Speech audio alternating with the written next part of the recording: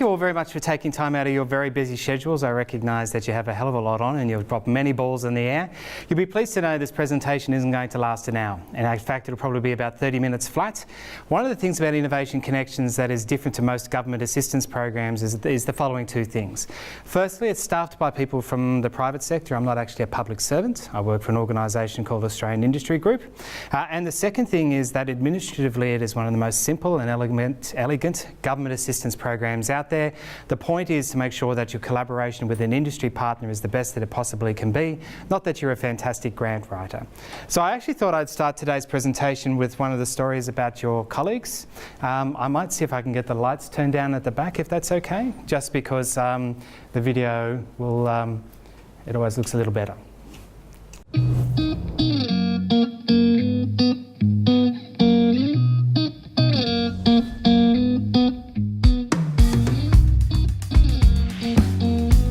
My name is Karen Sheldon. I'm the Managing Director of Karen Sheldon Catering. I'm a cook. We started out as a catering company, but now we are an Indigenous employment organisation with many strings to our bow. The Kakadu plum story for us started more than 10 years ago. Of course, as a catering company, we've always been interested in bush tucker, but we started to realise the enormous potential of Kakadu plum when I got involved with some scientists looking at the properties of the Kakadu plum. Innovation Connections is an element of the Entrepreneurs Program. It assists industry to access the technical and research expertise of our public sector research organisations across Australia. The Entrepreneurs Program assisted us with tapping into some of the most brilliant scientists in Australia to actually unravel some of the amazing nutritional, medicinal, preservative qualities of the Kakadu plum that we've been using in our recipes. We wanted to be able to use that product to extend the shelf life of our ready-made meals, because the market was asking us for product that had a longer than a 6-month freezer shelf life. My role was to engage with the University of Queensland and basically make the process as easy as possible for them to actually undertake the collaboration.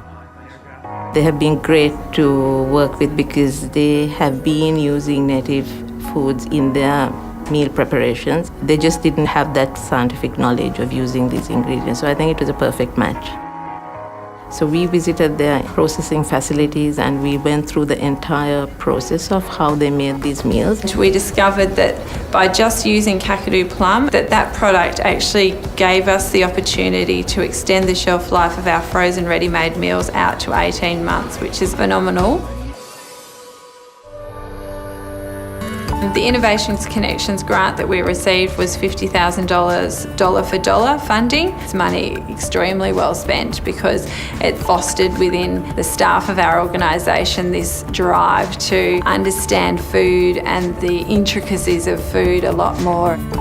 The whole point of this program is to provide you a measure of certainty. Administratively, it is simple, elegant and to the point, which allows you to focus more importantly on developing a relationship with the research organisation. Both parties get something out of it. The industry partner gets access to research expertise they don't have in-house, and research organisations get a clearer understanding of the real world and how industry does things on the ground as well too. I would absolutely recommend the Entrepreneurs Program, and in particular the Innovations Connections. It has been invaluable for our business. Quite often businesses get tied up in their day-to-day operations and aren't afforded or aren't given the time to actually look outside the box.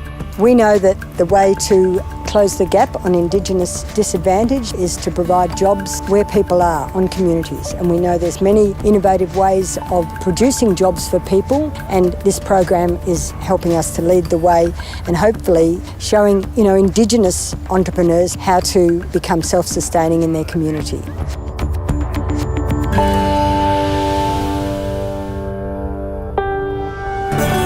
For more information about the Entrepreneurs Program, go to business.gov.au. Thanks for that. That was probably one of the most amazing things that I've ever been part of. They're just the three different parts of it, with the researcher, the industry partner and the Aboriginal communities. I have to say I never get used to seeing my face up on the screen, but anyway, it's a great program. So a little bit about me. My background is incredibly diverse. I'm actually an exploration geologist by trade. I've worked in mergers and acquisitions and hostile takeovers, tried to maximise Australian industry involvement in about $88 billion worth of infrastructure projects, and I basically decided that I really wanted to work with the small end of town, and in my current role that's what I do. So my background is very diverse, and that allows me to engage with research organisations, industry partners, and a whole range, and government, to basically make things run as quickly as possible too. I joke that I'm an interpreter fluent in researchese, bureaucracies and small businesses, but basically as a result of this program and my efforts, over 100 research industry collaborations to date have resulted as a consequence of this program. So why was Innovation Connections created? I'm not going to belabor the point on this. You've probably heard it so many times before, but Australia has one of the worst research industry collaboration rates in the OECD. And there's many reasons for that. My discussions with people as putting these projects together, in many cases it's senior management in small to medium enterprises have never been to uni, so they've never understood the value in it. They don't know which door to gain entry to. Both parties are time poor. There's a wealth of government assistance at the moment because of advanced Queensland and the federal government. They have no idea which is the right one to use. There's a lot of administrative burden, and many grant schemes have only got success rates of 13%. There's unrealistic expectations about project outcomes on both parts, IP ownership, and researchers are obviously rewarded for publications and accessing ARC and NHMRC grants as well too. So the point or the solution that came out of this is that government worked out a while ago that industry people preferred to work with industry people. So I'm part of a national network of 21 facilitators whose whole job is to assist industry to find research expertise within universities, or if the university is already in the process developing an engagement with an industry partner, to assist them to move things along a bit quicker.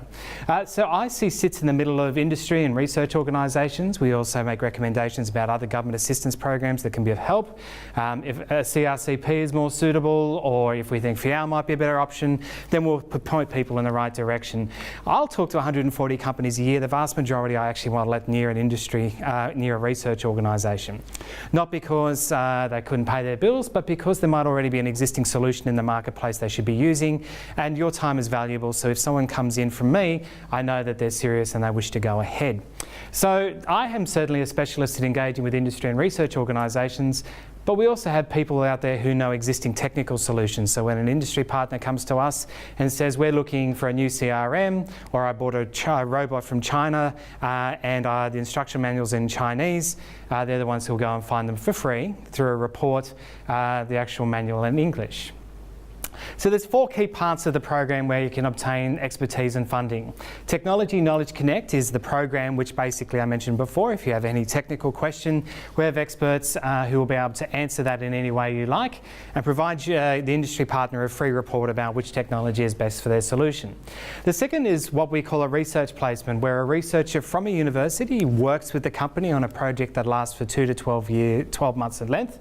A business placement, where an industry partner works actually in the university instead. And a graduate placement, where a recent graduate under 2 years will be happy to provide funding to place them with a company. Now, when I say place with a company, it's not our expectation that the researcher sits in the company and can never come back here. We recognise that not only is the researcher's expertise that's invaluable to the industry partner, but it's also the institution that sits behind them. We just expect to have a close working relationship. The key thing I want you to go away from this presentation from is it's very easy to obtain this assistance. If there's an eligible industry partner involved, an eligible project involved, and an eligible researcher involved, funding under the program is guaranteed. Okay, it has a 100% success rate. So unlike most other programs that it's quite challenging, the point of this program is to make it as easy and as straightforward as possible for an industry partner and a researcher to collaborate together. And one of the key things that's so critical about the fact that the actual grant funding is guaranteed is it means that people can focus more on the collaborative relationship and make sure that both parties have a clear understanding about expectations and what both parties are going to get out of it. You get an ARC linkage grant if you're one of the ones that are actually successful in doing that. You can know that the amount of funding that you requested, it might be smaller, and you really only have a small time to really nut out the nuts and bolts of what's going to happen next. Because the funding is guaranteed in this program, you can actually spend time basically making everything is fine, and then the grant application is an hour online, and it's very fast and very quick. So it's actually, the process is very simple. It's a two-stage application process. There's an initial 15-minute application by the industry partner to make sure they're eligible. I write a report after discussing with them to make sure that they have a clear understanding of the expectations of working with a research organisation and which research funding might be most appropriate to them. The grant application takes an hour online, basically more like 20 to 30 minutes because I write most of it up for people. And basically we average for 1 week for a decision by the delegates. So congratulations. From the time you actually apply, you usually know within a week if you've been successful or not. It's open all year. It's not rounds based. We basically 95% of the time enter into a relationship with the public sector research institution, and then we pay the grant in arrears. So if it's a $100,000 project, we'll pay $25,000 directly to UQ and then the remainder at the end. So the industry partner just has to contribute their share at a commercial rate or whatever that's been agreed directly to UQ. Reporting's really easy. It's a 2-page progress report halfway through the project and another one at the end. And we ask for that 2-page report from the industry partner, the research partner, and then just an audit report to make sure the money's been spent by UQ. So what funding support is there? Well, the support is me. I'm free. And my job is basically to be a fantastic nag. I recognise that people are incredibly busy, both in the industry partner and as researchers, so my job is to go around, chase things up. People have questions, I'm the one who actually gets them answered, and I try to get that turned around as quickly as possible. I mentioned the technology report. So the funding that you could receive as a researcher is this. So for each of the projects that last for 2 to 12 months, for every dollar that the industry partner contributes, we will match that up to $50,000. At the conclusion of that first project, if everyone is happy to proceed and you apply within 6 weeks, doesn't have to start in 6 weeks, we'll provide another $50,000 of guaranteed funding. So in essence, you're going to get from the Australian government guaranteed funding of $100,000, which is at least a $200,000 project from your industry partner, guaranteed through a process that is remarkably fast and quick. Okay. Not all projects are that size. Some might be for 3 months, some might be 6, some might be for $20,000 project, some are up to the $100,000 project. But we try to be as flexible and as easy as used possible. And the fact that it is an entitlement grant and provides that certainty, we get a lot of people using the program who have never actually engaged with a research organisation before. And as a consequence, we find anecdotal evidence they're more successful at obtaining further funding from other sources once they've gone through the process. At the same time, if it's better for the, that's awful English. If it's a superior outcome for the industry partner, we're also happy to place a business person in the actual research organisation. In fact, QAAFI's just in the process of doing their first one of these today. And the final one is if an industry partner would like to work with a graduate, again, we'll provide up to $30,000 in guaranteed funding to place a graduate in a company where they'll be employed as an employee. And what we actually find a lot of the time is industry partners getting a graduate, putting them into the company, and then working with a researcher from the research organisation at the same time so those parties can work together and increase the knowledge transfer between the two organisations. So what's an eligible project? It involves R&D, and that's it. Basically, we require the researcher to have completed or at least be enrolled in a Masters of Research or demonstrate equivalent research experience. They have to be an employee of the research organisation, so this is casual, part-time or full-time. Has the necessary research skills, so if you're looking at brain surgery, we'd really like you to have expertise in that area. And we ask that they spend a minimum of 30% of their time on the project. Now that doesn't mean it can be lumpy. We recognise, especially in the agricultural space, when it comes to harvesting and other types of projects, that quite often the researchers will spend an extended period of time very intensely focused on the project, and then they won't have anything to do over the next 6 months because they're waiting for things to grow. So it's quite flexible about that 30% as well too. Eligible expenditure, we cover the salary costs, super, travel. We're happy to pay for some of the costs at the university as well too, so infrastructure costs. They need access to labs and technicians' time, that's fine. And we pay up to 30% corporate overhead on those sets of costs as well too. When I actually, that's a very busy page, I might just go back. I really wish to reiterate, the grant application is really that simple. The actual budget calculator for this is 5 lines online. That's it. And it really, we don't ask for breakdown by equipment and a whole range of other things. We just try to keep it as high a level as possible because most of those details is in the contract between UQ and the industry partner. Now this looks a bit busy, but what I want people to understand is that when an industry partner is applying, these are literally tick boxes in the grant application for what we class as an eligible industry partner. They have to be an ACN and pay tax. In other words, they can't be a not-for-profit. We ask them to be solvent, so obviously they can pay their bills. They have to have a turnover or expenditure of between $1.5 and $100 million, or $750 to $100 million if they're north of the Tropic of Capricorn, in either this financial year or one of the past 2 financial years. We don't take group turnover into account. So if there is a group of companies that is each eligible in their own right, and I'm working with a company out at Gundawindi right now which is doing that. In fact, I think they have 2 projects with you guys and another one with DAF. Basically, we will look at the group turnover, we'll go at the individual ACN. For companies that come from overseas, again, we don't take their group turnover into account. What we do is take their Australian subsidiaries account into details, okay? So this doesn't exclude international corporations. I've done things with Eurofins and all sorts of people. It comes down to, is this company meet these eligibility criteria? They have to be trading for the last 3 years. They can't use, say, state government funding to match their share of funding.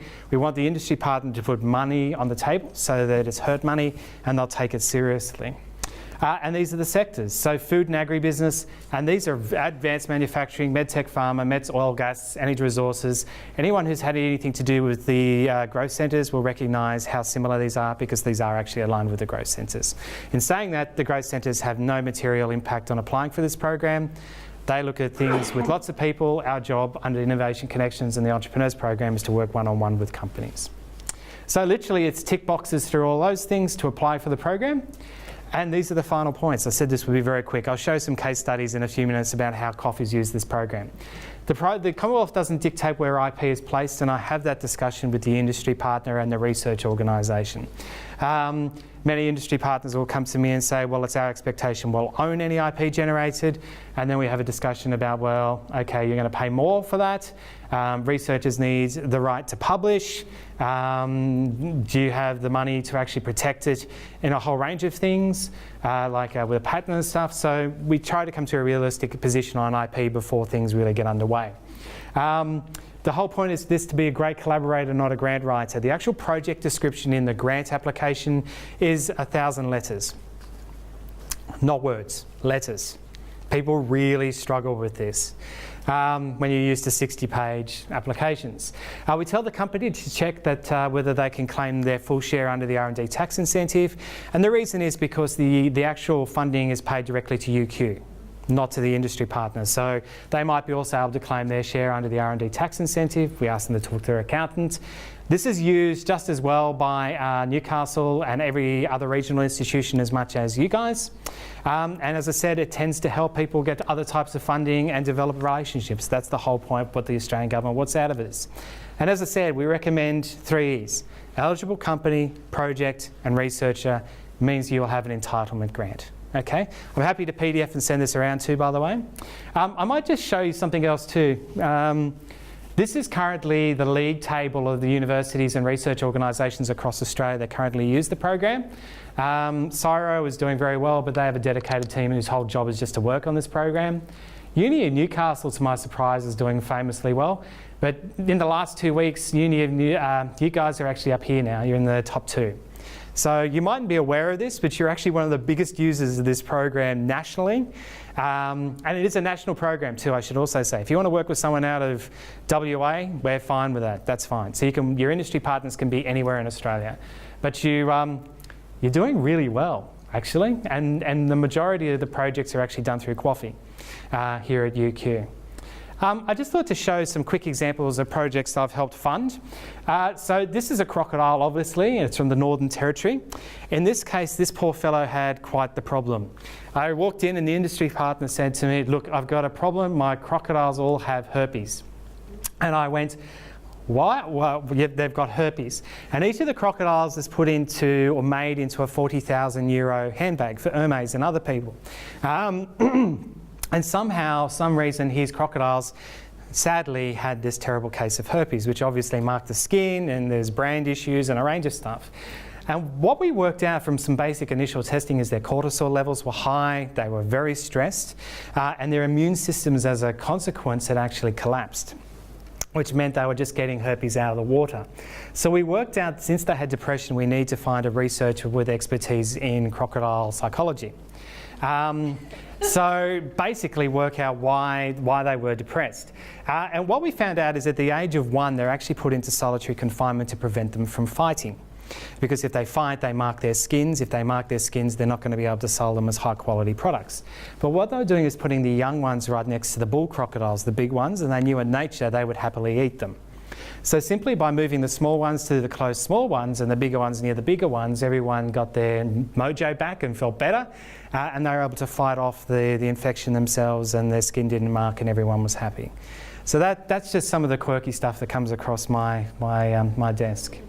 In the case of one of the biggest potato growers here in southeast Queensland, who provides their products to Light and Easy, Red Rooster and many other people, they were trying to look at extending the shelf life of their potatoes because they didn't want to use some preservatives, which are due to an increasing focus by consumers of wanting their products to certainly have longer shelf lives, but not using certain types of groups of preservatives because there was a perception they weren't well for you. So they worked with a research organisation, and they looked at some unusual things in onion skins and stuff, and they came up with a product, quite similarly to the Kakadu plum I must say, that extended the shelf life of their raw products, and they were able to actually export into the rest of Australia as well too. This is another QAAFI one. So one of the interesting things in Australia, I believe the sorghum crop in Australia is primarily used for cattle feed. One of your researchers here identified that a significant proportion of the sorghum crop in Australia was then being purchased by China. And it was going there to be used in their alcohol manufacturing industry. And so they looked at some interesting variations of Chinese sorghums and how they might be able to be planted by farmers here in Australia to fulfil that crop over there. They did very well out of that. I thought I'd close with a final video.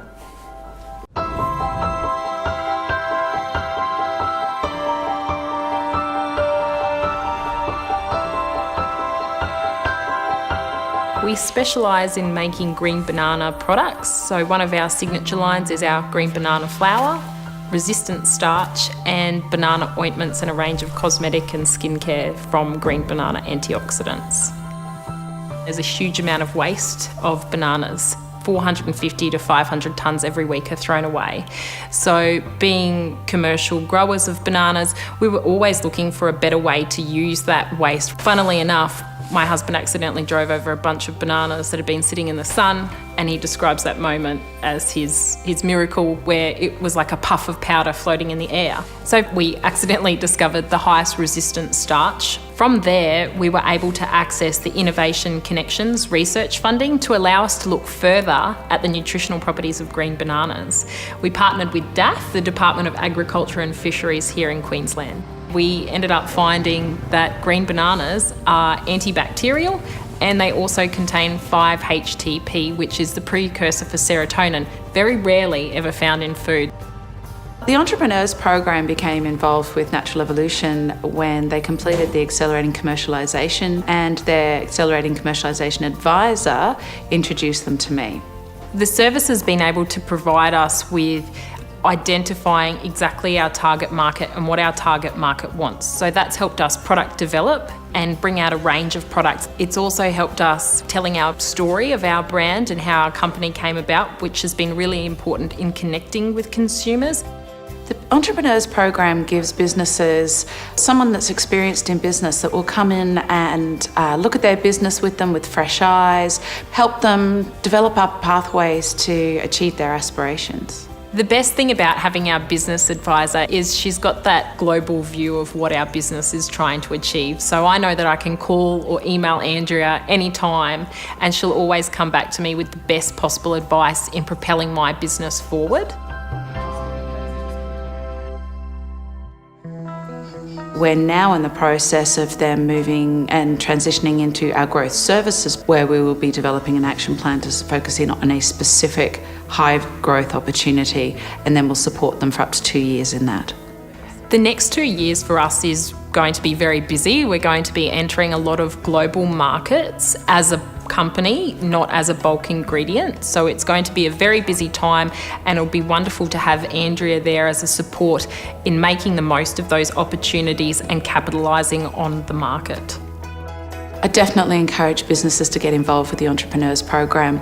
Not only can we connect them with resources and there's funding available, but most of my clients tell me the most valuable part of being engaged is having that objective perspective come in, have fresh eyes looking at their business, and being a bit of a sounding board. I don't know how we would have got so focused and be where we are today without that external person coming in and telling us to sit down, identify where you need to be, where you want to be, and this is how we're going to do it. Rob and Krista at Natural Evolution are amazing to work with. They are inspiring, they've got so many opportunities, they're very strategic and visionary in what they do. I always walk away after working with Rob and Krista feeling energised, and they're the days I love my job. For more information about the Entrepreneurs Program, go to business.gov.au. So what was interesting about these guys is the Innovation Connections program actually assisted them with their application under Ignite Ideas with the state government, which they award funding from. But most importantly, they're one of the very first Australian companies to win a gold award at the Edison Awards overseas. So they've done very, very, very well out of it, thanks. So, and they're just lovely people too. If you ever get the chance to meet them, they're very friendly and very helpful as well too. So look, I basically try to get my presentations done in half the usual time I'm asked to do them in, because I recognise people are really busy. And I've never had anyone complain that I made things short, sharp and sweet. In saying that, I'm really would love to hear questions from anyone. If you have any questions about how the program can assist you to do what you do. And I'm certainly here afterwards if you would like to talk to me in more detail about a potential collaboration. But one of the great things about Innovation Connections is because it works so fast, because the funding is guaranteed, some people are smart and they use it for when they're not successful in other programs, and we recognise there are many. So you're not successful in an ARC linkage program, then there's no reason why you can't come to us, and if things are eligible, in a couple of weeks get a small project underway that keeps things moving forward and everyone is happy. So what we tend to tell people is if you're not successful for certain programs with Advanced Queensland or with federal government, then think about us, and we'll be more than happy to help you more competitive for your next round by keeping something moving forward and your industry partner on side when they want basically, you know, results rather than waiting another 6 months to get the paperwork done as well too. I have a lot of fun. I'm I get a lot of enjoyment out of this. I get a whole range of interesting things that come across my desk. I'm attached to UQ, so anything that comes out of UQ I look after. So if there's any way I could be of assistance in helping you work with an industry partner, you just have to ask me. I regularly get asked if I can check if an industry partner is eligible. I have the initial conversation with them, take them through the process, support Bob. And I also should point out someone here at the front row that's really important as well too. She's from the Office of Research Management.